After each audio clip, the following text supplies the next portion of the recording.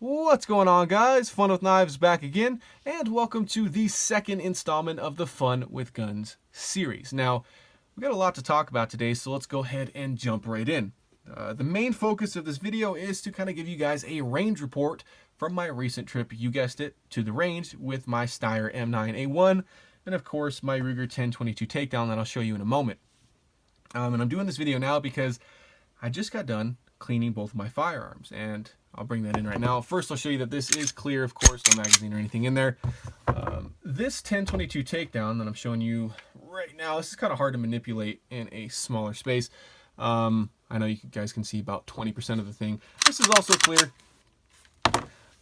I just got done cleaning both of these things, and I remember vividly taking this thing out for the first time. My very first gun to the range and putting some rounds down range through it, and it was a blast. I mean, I really couldn't describe the feeling, and I just love the heck out of this thing. But I remember being so disappointed when I got home, knowing that I put 400 or 500 rounds through it in that one little trip, that it was going to be dirty, and it sure as hell was, and it sucked cleaning it. I mean, of course I did my research and I was safe with it, and I had a good understanding of what I needed to do before I got started. But as I was doing it, I was like, this is just a chore. This sucks. This is a sucky part about owning guns, I guess. And that has definitely changed. Over the numerous times to the range and how many times I've cleaned this thing, I'm beginning to kind of like the process. And I love the feeling at the end, knowing that it's clean and ready to go again. So I think that's all I had to say about cleaning, really. About the 22 anyway. This cleaning session was the very first time I cleaned this, and it was definitely a learning experience. Now again, I did my research. I made sure to be really safe. I got out my owner's manual, I looked up some videos, and I feel pretty confident with how clean I got it. In fact, it was easier than I thought it was going to be. First of all, I was saying to myself, there's no way it could take down as easy as my Ruger 1022 takedown. I mean, that's literally meant to take down. But this is just as easy. So again, it's clear. You got to pull the trigger on this one, move that forward, and you are completely taken apart. And it was, I mean, I'll be honest with you guys. I know I have a basic understanding of all the internals, the slide rails, and the firing pin and everything like that. But I'm definitely no gunsmith or anything like that. I know the basics. I know where to lubricate now. I know what I needed to clean.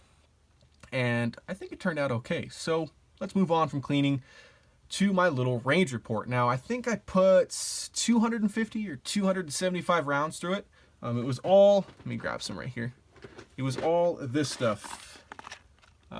Federal 9mm Luger, just 115 FMJ, and it was brass case. I actually had some aluminum case stuff that was like slightly cheaper, but I mean, brass is always better. That's what I've heard. So that's what I went with, and it performed great. Now, I will tell you right off the bat, I had one hiccup. It was towards the end. It might even have been on my last magazine. I had some sort of stoppage. I just kind of locked the slide back and dropped the magazine, and it cleared it, whatever that was. I think it was a failure to eject, but it was kind of interesting. I was hoping not to have anything, but I did have that one hiccup. But other than that, it shot phenomenally well. I didn't shoot phenomenally well. I definitely need to work on my pistol mechanics, and that's really what I was trying to do at the range this time.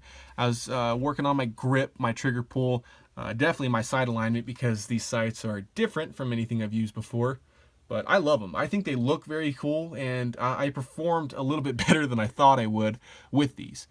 I think, not that I know anything about rapid target acquisition, but I felt like I could see really well with these. I don't know. I feel like I could acquire what I was shooting at, whether it be steel or pop cans or whatever we had, pretty easily. Now, one thing stood out more than anything when I was putting rounds down range with this thing, and that was the ergonomics. I mean, I literally felt like I could have shot this all day long. And it was like 100 degrees. It was hot. It was kind of miserable for weather, but I was having such a blast. I didn't really care. I mean, I could have shot thousands of rounds to this thing, and it wouldn't have bothered me at all. I feel like it fits so well in my hand, and that's, I guess, why I bought it. And I will do a video on why I chose the Steyr M9A1 for my first handgun. I think that'll be kind of interesting for you guys to see my thought process behind that. But really, it was awesome. And there's something funny to note here. It didn't really bother me, but I watched a ton of reviews before I picked this thing, and people had some common complaints of shells hitting them on top of the head. I mean, they were firing directly up instead of out, you know, this way.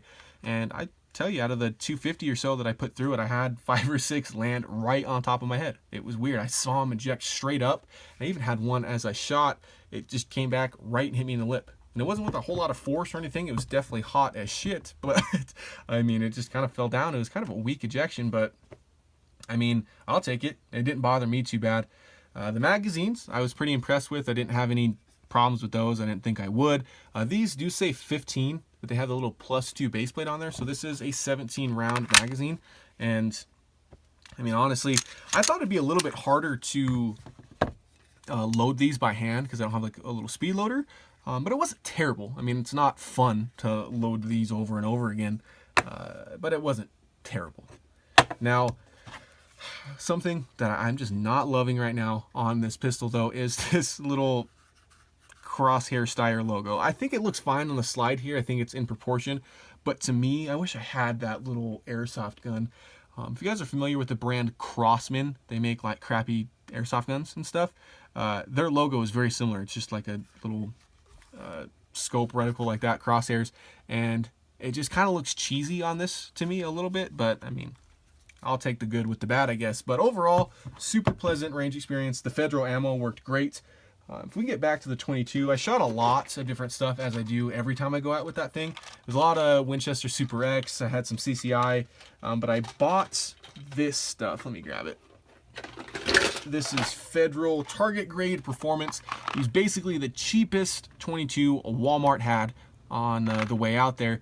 It's 325 rounds. I think it was for like 16 bucks or something. It was insanely cheap, and the quality definitely showed. I had tons of weak ejections, tons of failures to eject, and I have really had no problems with the clean 1022 in the past. This one, it just, those cartridges seemed just way underpowered. They were barely falling out of the action as they, you know, were ejected.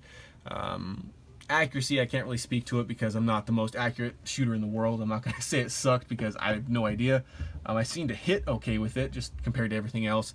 But it just seemed like a dirtier cartridge. I don't know. It just wasn't my favorite, but I might continue to buy it just for that kind of plinking ammunition because it really was super cheap. So I just kind of wanted to share that stuff with you guys. I think that was it. Just some points I wanted to go over. Obviously, I need to continue working on my shooting fundamentals with this thing. Handling a pistol is so different. I mean, just the slightest amount of movement moves your point of aim, your muzzle so much farther than, I forget the length of barrel on this 1022. I think it's a 16 or an 18 or something.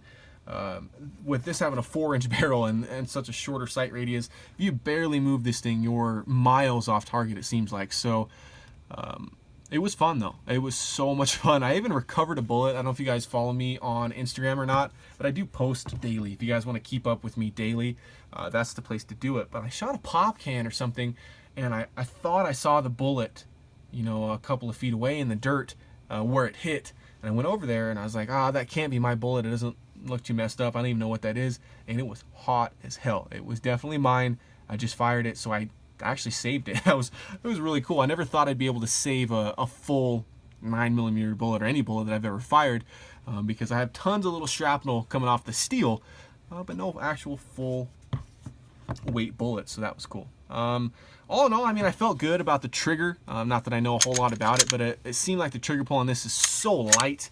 I mean, it's just it's the slightest movement in the reset. Not that I really care about that right now, but it doesn't seem to be too far forward. I mean, I wasn't rapidly firing off, you know, doing mag dumps and stuff, but I love this thing. I can't wait to take it out again. And now that it's clean, I actually can, because I was thinking about going to the indoor range today and I couldn't. I just couldn't bring myself to do that with a dirty gun, knowing that I should have cleaned it a couple of days ago. So let me know what you guys think. Thanks for your input on that target stand holder. I'm going to be making some modifications fairly soon to that, see if I can hang that steel a little bit better, and more fun with guns coming up. I actually like doing these videos quite a bit. It's different for me. It's definitely different. I mean, Just even when I'll take this part one more time as I'm kind of finishing up this video, I remember taking down my first knife and just looking at this, and I was like, I don't know what the hell any of this does. And those are much simpler than guns, obviously. And now I'm so, I don't know if I'll say proficient, but I'm so accustomed to taking down knives. I mean, I can name and label every part. And now when I look at this, it's a whole new animal. But really, I'm just excited to learn. I mean, this last hour that I was cleaning this thing, I mean, it didn't really take me an hour, but I was kind of trying to learn as much as I possibly could. And it's just a fun experience. So thanks for joining me, guys, on my journey into guns. Episode 3 will be coming up pretty soon. And as always, thanks for watching. Remember, have fun with your guns.